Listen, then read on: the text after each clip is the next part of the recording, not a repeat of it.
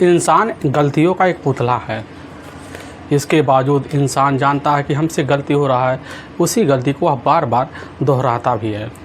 उसको काफ़ी बार समझाया जाता है कि यह गलत है, लेकिन इंसान उसी गलती के पीछे पड़ जाता है। लेकिन जब पीछे पड़ जाता है, उसके साथ कुछ ऐसा हो जाता है कि आगे चलकर उसको ना होश रहता है ना तेज रहता है। आज की घटना में जो हुआ, इस घटना में एक व्यक्ति हमेशा के लिए दुनिया छोड़ के चला जाता है, लेकिन जब लोगों के सामने सच्चाई निकल के आता है, इसे सुनने के बाद लोगों का कलेजा भी दहल से जाता है। आज की घटना में क्या था, आज की घटना में क्या हुआ, आज की घटना की आप पूरी तह तक सच्चाई जानने के लिए इस वीडियो को आप लास्ट तक ज़रूर देखिएगा। नमस्कार दोस्तों, मैं प्रदीप कुमार आपको इस टेढ़ी बात चैनल पे मैं स्वागत करता हूं। दोस्तों आज की यह जो सच्ची घटना है, यह घटना है उत्तर प्रदेश का ज़िला पड़ता है फिरोजाबाद, उसी का टूडला थाना पड़ता है, उसी के पास नगला राधेलाल की गांव पड़ता है। वहीं के रहने वाले होते हैं गब्बर, जिनकी उम्र होती है 36 साल। उनकी पत्नी होती है विवेक उर्फ लाल परी, जिसकी उम्र 34 साल होता है।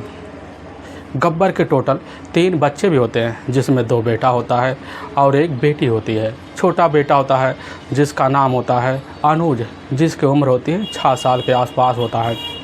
लेकिन इधर गब्बर की अपनी माँ होती है, जो उम्रदराज हो चुकी होती है, जिनका नाम होता है हरभोगी जो होता है गब्बर के साथ उसके ही मकान में रहा करती थी, क्योंकि वह बूढ़ी अवस्था में पहुंच चुकी थी। इसी बल पर अपने बेटे के सहारे अपनी ज़िंदगी जी भी रही होती है। लेकिन इधर गब्बर जो होता है, अपने परिवार का खर्चा बर्चा चलाने के लिए उसके पास थोड़ी तो खेती होती है, लेकिन वह खेती से उसके परिवार का गुजारा नहीं हो पाता है। इसी वजह से वह जो होता है अपने पास जाता, वहाँ पर मजदूरी के तौर पर एक राजमिस्त्री का काम भी करता। उसके पास थोड़े बहुत पैसे आते, उसी पैसे की बदौलत अपने घर परिवार का पूरा जो खर्चा होता है बेहतर तरीके से चला भी पाता था। इधर गब्बर का जो पारिवारिक जो खर्चा होता है आराम से चल जाता था। वक्त गुजरना शुरू हो जाता है। तभी मैं बात कर रहा हूँ 30 अक्टूबर 2018 का दिन होता है। तो वही सुबह का टाइम होता है। सुबह के टाइम में हरभोगी होती है अपने कमरे में से निकल जाती है, तो सामने उसके बेटे गब्बर का कमरा होता है। उसी कमरे में आए दिन उसका बेटा और साथ में उसकी जो बहू होती है उधर लाल परी, दोनों एक साथ उसी कमरे में आए दिन सोया करते थे। लेकिन उस दिन जो होता है लाल परी और साथ में गब्बर अपने एक छोटे बेटे अनुज के साथ उसी कमरे में सो रहे होते हैं। लेकिन जो दोनों बच्चे होते हैं, दोनों बच्चे हरभोगी के साथ हरभोगी के कमरे में सो रहे होते हैं। हरभोगी दोनों बच्चों को छोड़कर उठ जाती है और सामने वाले कमरे के पास, गब्बर के कमरे के पास खड़ी हो जाती है। जब खड़ी हो जाती है, वहाँ पर एक बार गब्बर नाम के लेकर आवाज़ लगाती है, लेकिन कमरे में से कुछ हलचल नहीं होता। हरभोगी को काफ़ी अचंभा सा रखता है कि आखिर आज हमारे बेटे और बहू उठे नहीं, क्योंकि वह सुबह जल्दी उठ जाते थे और जब उठ जाते थे घर की साफ़ सफाई करते थे, यहाँ तक कि हमारे लिए चाय भी तैयार हो जाती थी। लेकिन आज ना जाने क्या हुआ, ना हमारी बहू लाल परी ने हमें आवाज़ लगाया, ना हमारे बेटे ने हमें जगाया। इस बात को चिंता आवाज़ होती है, अपने मन में हरभोगी संभाल लेती है। वह सोचती भी चलो कमरे में देखते, हो सकता वह काफ़ी थके हुए होने की वजह से अपने कमरे में काफ़ी गहरी नींद में सो गए होंगे। हरभोगी अपने बेटे के कमरे में कदम बढ़ाती है, लेकिन जैसे दरवाज़ा नाकती है तो दरवाज़ा अपने आप हाथ लगाते ही थोड़ा बहुत खुल सा जाता है और उसका चेहरा और उसकी नज़र कमरे के अंदर साइड में पड़ती है। और जैसे ही नज़र ऊपर जाता है तो देखता है कि एक फंदा है और पंखा है। उसी फंदे पर उसका जो अपना बेटा होता है गब्बर, वह फांसी के फंदे के सहारे झूल रहा होता है। उसका पैर फर्श पर टकरा रहा होता है और मुँह में काफ़ी सारे ब्लड होते हैं। हरभोगी नज़ारा देखती है। नज़ारा देखने के बाद वहीं उसके मुंह से काफ़ी चीख सी निकल जाती है। चीख से निकल जाने के बाद काफ़ी सहम के वहीं दहाड़े मारकर चीख चिल्ला पड़ती है। वहीं पर अपने बहू लाल परी की नाम की आवाज़ लेकर चीख चिल्ला रही होती है, लेकिन लाल परी होती कहीं निकल कर भी नहीं आती। इधर हरभोगी समझ जाती कि हमारी बहू लग रहा अपने बेटे अनुज को लेकर कहीं चली गई, क्योंकि अभी तक वह नहीं आई, क्योंकि लगभग आधे घंटे का वक्त बीत गया होता। काफ़ी पड़ोसी भी इकट्ठा हो गए थे, इलाके के लोग भी इकट्ठा हो गए थे, जितने जानने मानने लोग होते हैं सभी हरभोगी के पास इकट्ठा हो गए होते हैं। लेकिन हरभोगी के पास उसकी अपनी बहू लाल परी नहीं होती है। लेकिन लाल परी के 2 छोटे बेटे भी होते हैं, वहाँ भी आ जाते हैं। आने के बाद होता है वह भी अपनी बहुरिया की तलाशी करते हैं, लेकिन कहीं पर उनकी जो बहू होती है वह नहीं मिलती। इधर गब्बर के भाई जो होते हैं वह पूरा मामला समझ भी जाते हैं। तुरंत ही अपने नज़दीकी पुलिस थाने फिरोजाबाद फ़ोन कर देते हैं। वहाँ के थाना प्रभारी होते हैं बीडी पांडे। अब जैसी खबर पाते हैं तुरंत ही अपने दल बल टीम को इकट्ठा करते हैं। इकट्ठा करने के बाद गब्बर के घर पहुंच जाते हैं। देखते हैं गब्बर के बाहर जो था, घर के बाहर काफ़ी ज़्यादा भीड़ लगा हुआ है। वह भीड़ लेकिन जैसे थाना प्रभारी और साथ में पुलिस की जिप्सी को देखती है तो अपने आप वहां से हट जाती है। वहां बीडी पांडे दाखिल हो जाते हैं, कमरे में जाते हैं। देखते हैं काफ़ी मरमरिक कमरा हुआ होता है। वहाँ पर उनके बेटे का जो बॉडी होता है गब्बर का पंखे पे एक फंदे के सहारे झूल रहा होता है। 2 कांस्टेबल लेते हैं, सहायता से उनसे की बॉडी को नीचे उतारा जाता है।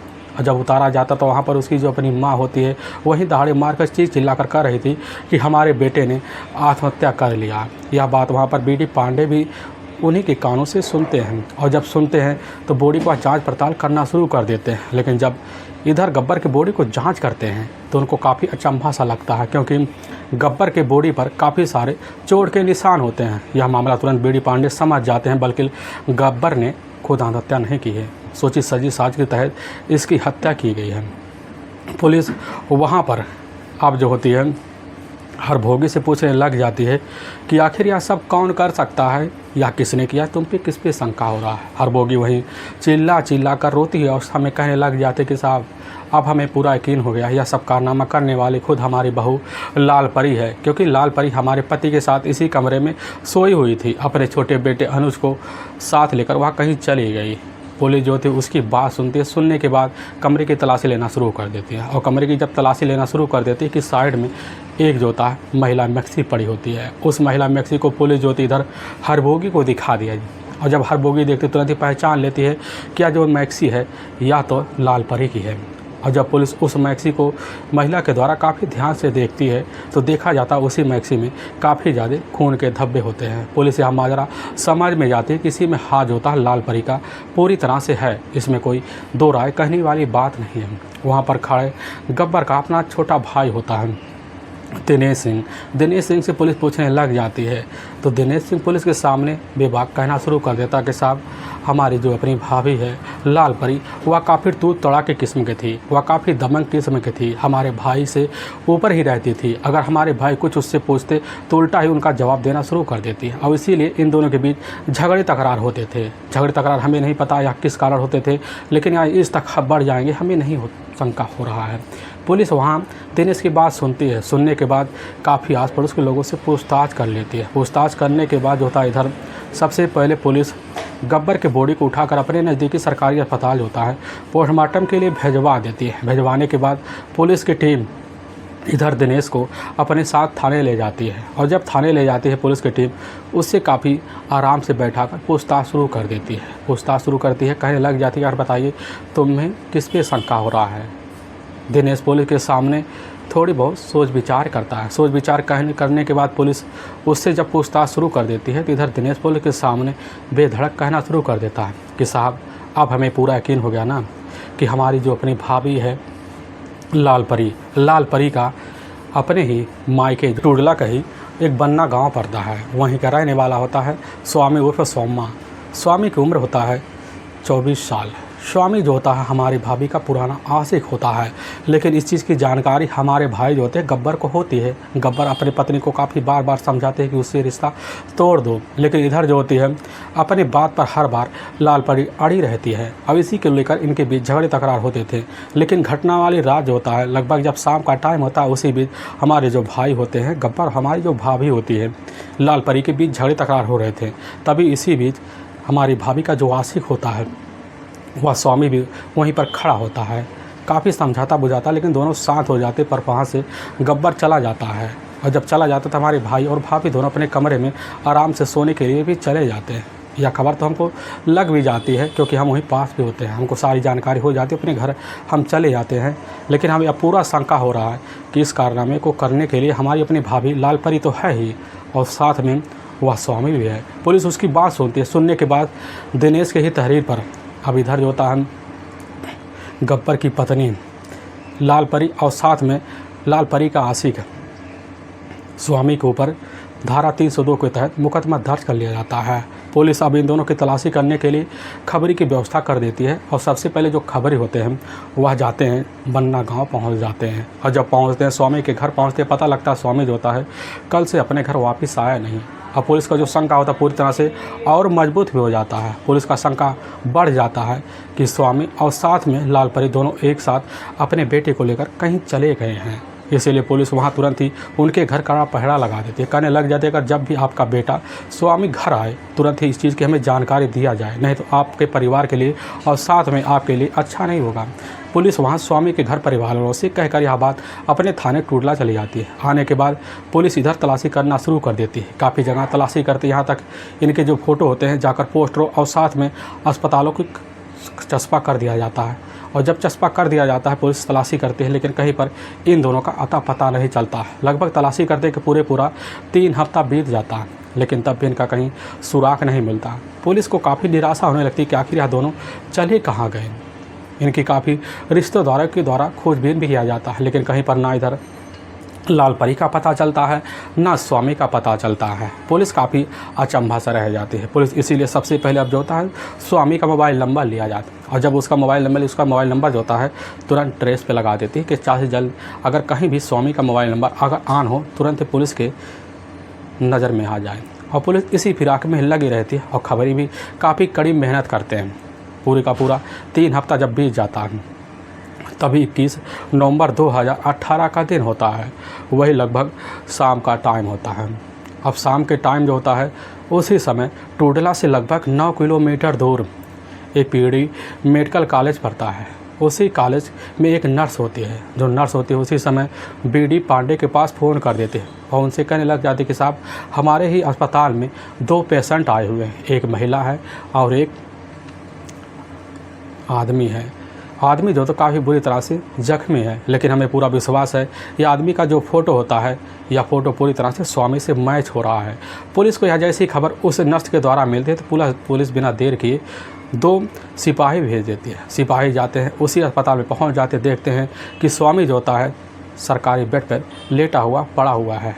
उसके जो शरीर पर काफ़ी सारी पट्टियाँ बंधी हुई है। सिपाही पता कर लेते हैं आखिर 2 दिन पहले जो होता है एक रोड एक्सीडेंट में काफ़ी बुरी तरह से स्वामी जख्मी हो गया था और यह पति पत्नी हैं, दोनों यहीं पर आए हुए हैं, लेकिन इनके बीच कुछ झगड़े तकरार हुए थे। हमें लग रहा है झगड़े तकरार जो होता है इसी हत्या को लेकर हुए थे। पुलिस वहाँ कुछ समय बिताती है, उन दोनों का ठीक होने का वेट करती है, लेकिन जैसे ठीक हो जाते हैं पुलिस जो होती है दूसरे दिन सुबह के टाइम दोनों को अपनी हिरासत में लेती है। हिरासत में लेने के बाद पुलिस की टीम थाने ले जाती है और जब पुलिस के सामने यह दोनों स्वामी और साथ में लाल परी पढ़ते हैं और उनका जो छोटा बच्चा होता है अनुज भी होता है, अनुज को पुलिस जो होती है अपने पास रख लेती है। उधर पुलिस जो होती है इधर लाल परी और स्वामी से पूछताछ शुरू कर देती है। अब बिना किसी दबाव के इधर लाल परी और साथ में स्वामी दोनों जो होता है गब्बर के हत्या का जुल्म बड़े आसानी से कबूल कर लेते हैं, लेकिन पुलिस के सामने जो सच्चाई रखते हैं और जो कहानी बयां करते हैं इससे सुनने के बाद लोगों का कलेजा भी दहल से जाता है। असल में लाल परी का जो मायका पड़ता है वह मायका पड़ता है इसी बन्ना के पास गांव है, उसी गांव के उसके पिता होते हैं राजकुमार। इधर जो होती है लाल परी जो होती है अपने गांव में देखने में काफ़ी खूबसूरत भी होती है और चंचल भी होती है, लेकिन उस समय हाई स्कूल की परीक्षा पास कर लेती है। और जब लाल परी हाई स्कूल की परीक्षा पास कर लेती है अपने घर गृहस्थी में उलझ जाती है, क्योंकि आगे की पढ़ाई वह नहीं कर पाती है। लेकिन इसी बीच उसकी जो खूबसूरती होती है पूरी तरह से निखरना शुरू हो जाता है। और जब निखरने लगता है उसी के ही गाँव के करीब एक और गाँव पड़ता है जो बन्ना पड़ता है, वहीं बन्ना का रहने वाला होता है स्वामी।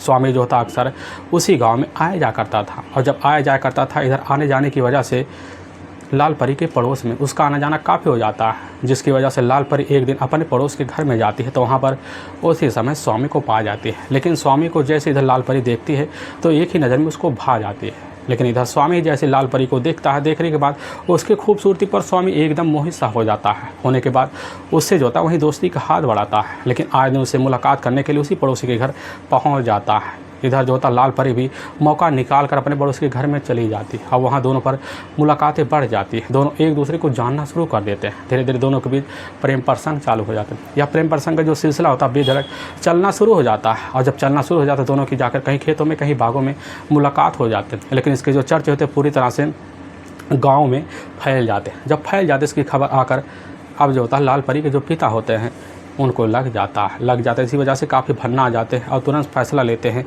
कहीं हमारी बेटी अगर कहीं गलत फैसला ले ली तो आगे चलकर हमारी काफ़ी सारी बदनामी हो जाएगी। इसीलिए अब राजकुमार जो थे अपनी बेटी लाल परी के लिए शादी का रिश्ता देखना शुरू कर देते हैं। तभी उनके कुछ रिश्तेदार होते हैं, उन्हें रिश्तेदारों के द्वारा पता चल जाता है किसी फिरोजाबाद के जो टूडला थाना पड़ता है उसी के पास नगला राधेलाल की एक गांव पड़ता है। वहीं के रहने वाले होते हैं गब्बर के अपने माता पिता भी होते हैं, उसके टोटल 2 भाई भी होते हैं।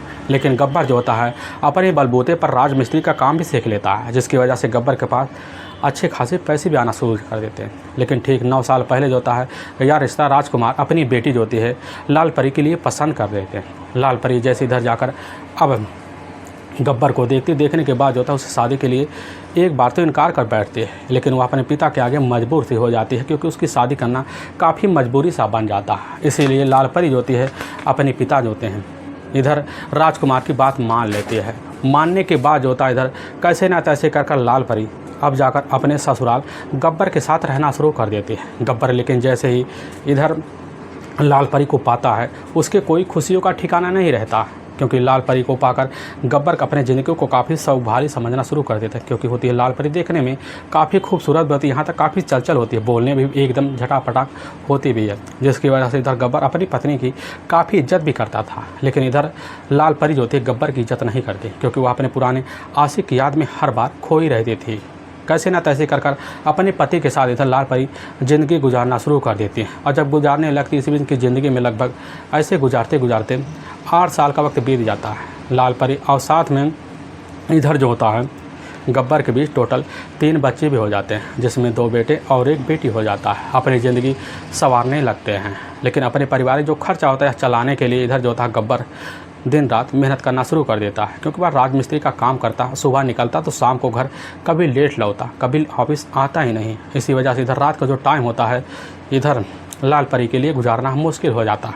और जब मुश्किल हो जाता है तो इसी बीच रात के टाइम तो गुजर जाता है, लेकिन दिन का जो टाइम होता है भारी से लगने लगता है। और दिन का वक्त काटने के लिए तुरंत जो होता है लगभग 6 साल बाद अपने पुराने आशिक को याद कर लेती है। और जब इधर स्वामी को याद करती है तो तुरंत ही अपना मोबाइल निकालती है और स्वामी के मोबाइल नंबर पर कॉल कर देती है। पता चलता है कि अभी तक स्वामी की शादी भी नहीं हुई है। और स्वामी जैसे ही फ़ोन उधर उठाता है तो स्वामी से तुरंत ही जवाब करना शुरू कर देती है, कहने लग जाती है तुम तो हमें शादी के बाद भूल से गए हो, हमें लग रहा तुमने शादी कर लिया, दूसरे कोई प्रेम का फंसा ली। यह बात स्वामी सुनने के बाद काफ़ी सनसनाहट कहने लग जाता है कि हम अपने ज़िंदगी में तुम्हारे सिवा किसी को ना पाना चाहते थे ना पाएंगे, चाहे तुम्हारी शादी भले हो गई हो।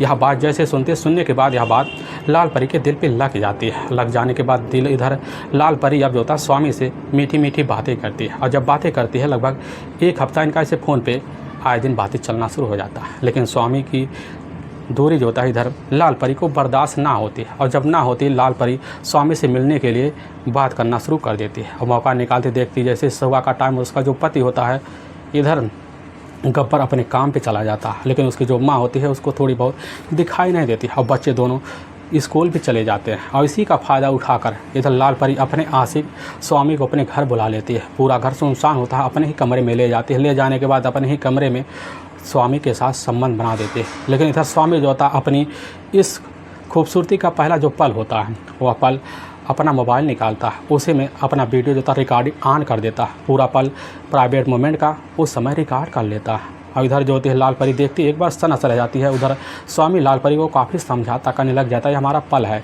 हम इसको यादें करेंगे, रात भर देखेंगे। लाल परी भी उसमें जो होती पूरी तरह से सहमति जगा देती है। अब यह जो सिलसिला उसका बेधड़क उसी घर में चलना शुरू हो जाता है। और जब चलने लग जाता है तो काफ़ी बार जो होता स्वामी इधर लाल परी के काफ़ी सारे प्राइवेट मोमेंट का वीडियो बना रखता था अपने मोबाइल में। लेकिन इसमें अब कोई ऐतराज़ होता है इधर लाल परी को नहीं होता, उसको भी लगने लगता चलो जो भी है यह सही कर रहा है, अपने मन मुताबिक सही कर रहा है। वक्त गुजरने लगता और ऐसे गुजरते गुजरते लगभग पूरे का पूरा 8 महीने का वक्त गुजर जाता है। और जब गुजर जाता है यानी कि मात्र घटना से 4 महीने पहले जो होता है इधर स्वामी के मोबाइल से वह प्राइवेट जो मोमेंट का जो वीडियो होता है लाल परी और साथ में गब्बर का यह वायरल सा हो जाता है। और जब वायरल सा हो जाता है इसकी खबर जाकर इधर गब्बर को लग जाता है। गब्बर जैसे मोबाइल में देखता आकर अपनी पत्नी को यही मोबाइल में वही वीडियो दिखाता। उसकी पत्नी का जो चेहरा था पूरी तरह से उड़ सा जाता। अपने पति का पैर पकड़ कर वही माफ़ी मांगती है, लेकिन वह भी जो होती है लाल परी काफ़ी दमक किस्म की आदमी थी। अपने पति के आगे तो मजबूर हो जाती, सिर्फ उसका एक नाटक होता है। माफ़ी मांग लेती है और जब मांग लेती है उसकी पति उसी समय कह देता है कि आज के बाद तुम्हारा जो होता है स्वामी से कोई रिश्ता नहीं है। कुछ दिन तो दूरी बनाती है और इधर गब्बर को विश्वास हो जाता है कि हमारी पत्नी सुधर सी गई है, लेकिन उसके मन में और उसका शरीर जो होता है उसको रहने के लिए इजाज़त नहीं देता। लाल परी और साथ में स्वामी चोरी छुपे जो होता मोबाइल के थ्रू मिलना शुरू कर देते हैं। कभी जाते होटलों में, कभी जाते बागों में, कभी जाते खेतों में, दोनों मुलाकात कर देते हैं और वही रिश्ता रखना शुरू कर देते हैं।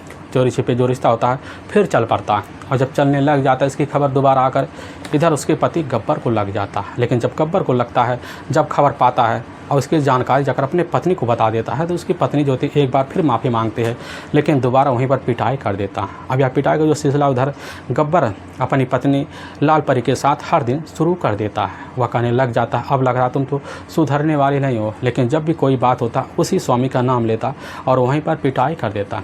इधर जो होती लाल परी अपने पति से पीट कर काफ़ी ज़्यादा परेशान हो जाती है।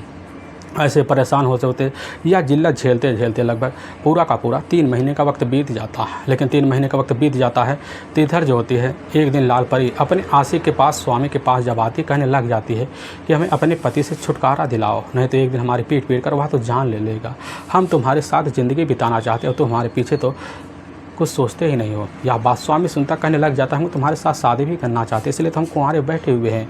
यह बात लाली परी जब सुनती है कहने लग जाती है कि ठीक है, इससे बढ़िया है तुम हमसे शादी कर लो, इसके लिए तुम्हारे पति को हमारे रास्ते से हटा दो ताकि हमें इस जिल्लत से हमेशा हमेशा के लिए छुटकारा मिल जाए। स्वामी यह बात सुनने के बाद लाल परी की बात को अहमियत देता है और लाल परी तुरंत ही स्वामी के बात में शामिल हो जाती है। लेकिन लाल परी अपने घर आती है, अपने पति के साथ काफ़ी अच्छा सा व्यवहार करती है, अपने पति का दिल जीत भी लेती है, कुछ वक्त टाइम अच्छे स्पेंड करती है। गब्बर को भी लगने लगता है कि हमारी जो पत्नी है वह पूरी तरह से सुधर से गई है। तब एक दिन होता है उसी बीच लाल परी अपने पति के खाने में काफ़ी सारी नींद की गोली मिला देती है। जो विषैला पदार्थ होता है, विषैला पदार्थ खाने के तहत जो होता है इधर गब्बर खा लेता है, लेकिन अचानक उसकी तबीयत ख़राब होने लगती है। लेकिन मौके पर उसके परिवार वाले जो होते हैं गब्बर के, वह अस्पताल लेकर पहुंच जाते हैं और जब पहुंच जाते इसका सारा जो इंतजाम होता है वह जाकर इधर लाल परी के ऊपर लग जाती है। लेकिन लाल परी के घर वाले कुछ कहने लग जाते कि हो सकता है छिपकली गिर गई हो। अब यह जो मामला होता पूरा का पूरा उल्टा सा पड़ जाता है। लाल परी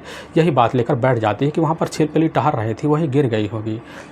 लाल परी के घर वाले भी समझ जाते हैं, लेकिन कुछ शंका भी नहीं करते कि हो सकता है लाल परी इसमें कुछ कांड की हो। लाल परी इधर समझ जाती कि हमारे परिवार वालों को हमारे ऊपर विश्वास हो गया है। यह बात आकर अपने आशिक स्वामी से बता देती, कहने लग जाती या तो हम उल्टा पड़ गए थे, अगर पकड़ जाता तो पूरा मामला भी ख़त्म हो जाता। उसी भी स्वामी सुझाव भी देता था, ठीक अच्छे समय का इंतज़ार करो और जब समय आएगा तो हम तुम्हें बता देंगे, इस समय को काम को अंजाम कम देना है।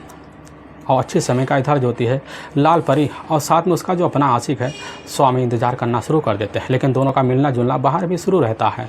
अक्टूबर के महीने में करवा चौथ आ जाता है। जब करवा चौथ आ जाता है तो इधर जो होती है लाल परी अपने पति गब्बर के लिए काफ़ी अच्छे से तैयारी भी कर लेती है और गब्बर को पूरा विश्वास होता है कि हमारी पत्नी हमारे लिए अब पूरी तरह से एकदम हो चुकी है। और इधर जो होती है लाल परी काफ़ी अच्छे धर्म से जो होता है इधर निभाना शुरू कर देती है। करवा चौथ का जो व्रत होती है पूरी मेहनत से निभा भी लेती है। तभी जो होता है 29 अक्टूबर 2018 का दिन होता है, शाम का टाइम होता है। शाम के टाइम में उसका जो अपना पति होता है गब्बर, और गब्बर अपने थका हारा घर आता है। घर आने के बाद अपनी पत्नी के साथ बैठकर आराम से खाना खाता है। लेकिन जैसे खाना खाता उसी बीच उठ खड़ा होता है। उठ खड़ा होने के बाद कुछ देर बाद उसका जो अपना आशिक होता है स्वामी, उसके घर में आ धमकता है। इधर गब्बर जैसे ही स्वामी को देखता है, स्वामी के ऊपर ना टूटने की वजह, क्योंकि स्वामी जो होता है काफ़ी हटपुट का शरीर होता है, इतनी हिम्मत नहीं होती गब्बर जाकर एकाएक उसके सामने और उसी के ऊपर हमला कर सके। इसी वजह से अपनी पत्नी के ऊपर टूट पड़ता है और इधर लाल परी और साथ में गब्बर के बीच झगड़े तकरार हो जाते हैं। स्वामी जो होता है इन दोनों को शांत करवाता, शांत करवाने के बाद समझा बुझा कर जेल ले जाकर इन दोनों को अपने अपने ठिकाने पर बैठा देता है। स्वामी वहाँ से अपने घर निकलने के लिए जैसे तैयारी करता है तो इधर जो होती लाल परी उसके पीछे लग जाती है और बाहर निकलती कहने लग जाती है कि यार तुम्हें ना हमारे पति का हमारे रास्ते से हमेशा हमेशा के लिए हटाना पड़ेगा, इसके लिए चाहे जो भी करना पड़ेगा। स्वामी वहाँ से चला आता है। अब इधर जैसे रात का वही 12 बजे के आसपास टाइम हो जाता है। उसी बीच देखती है कि उसका जो पति होता है अपने कमरे में अपने छोटे बेटे अनुज के साथ सो रहा है। और जैसे देखती काफ़ी गहरी नींद में है, तुरंत ही अपने आशिक स्वामी के पास फ़ोन कर देती, कहने लग जाती आ जाओ, हमारा पति काफ़ी गहरी नींद में सो चुका है। उधर स्वामी जैसे बात सुनने के बाद एकाएक लाल परी के कमरे में घुस जाता है। सोते अवस्था में देखता है तुरंत ही लाल परी और साथ में इधर स्वामी दोनों अपने हाथ में एक डंडा लेते हैं और उसी डंडे से सोते हुए अवस्था में गब्बर की काफ़ी बुरी तरह से पिटाई कर देते हैं। और पिटाई करते करते वहीं उसी घटना स्थल पर गब्बर की मौत हो जाती है। जब समझ जाते गब्बर इस दुनिया में नहीं रहा तो अपने इसी राज को छुपाने के लिए जो होता है तुरंत ही इस हत्या को आत्महत्या देने की कोशिश करते हैं और उसके जो बॉडी को उसी समय उसके गले में एक फंदा लगाते हैं और ले जाकर पंखे पर लटका देते हैं और समझ जाते हैं सारा मामला जो होता है रफा दफा हो जाएगा। अपने बेटे उसी समय अनुज को जो होती है लाल परी साथ लेती है। साथ लेने के बाद दोनों अपने घर छोड़कर फरार हो जाते हैं। पूरा इलाका टहरते हैं और जब टहरते हैं उधर जो होती है गब्बर की जो पत्नी होती है लाल परी और साथ में स्वामी जाकर दूसरे इलाके में वहीं पास एक किराया लेते हैं, वहीं पर रहना शुरू कर देते हैं। और तभी जो होता है एक दिन इधर स्वामी जो था बाजार जाता था, उसी बीच उसकी एक्सीडेंट हो जाती है और अस्पताल में लेकर भर्ती हो जाती है, जिस वजह से वहाँ नर्स के हत्या चढ़ जाती है। उसकी खबर आकर वहाँ के पुलिस वालों को लग जाती है।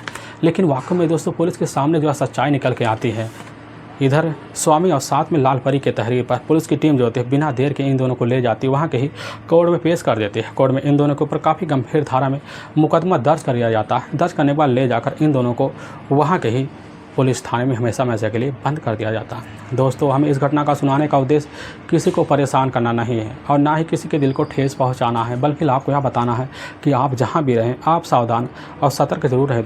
दोस्तों अगर आपको यह वीडियो पसंद आ रहा है तो इस वीडियो को आप ज़्यादा से ज़्यादा शेयर और सब्सक्राइब जरूर करें। दोस्तों फिर मिलेंगे एक नए अध्याय के साथ, तब तक के लिए जय हिंद और जय भारत।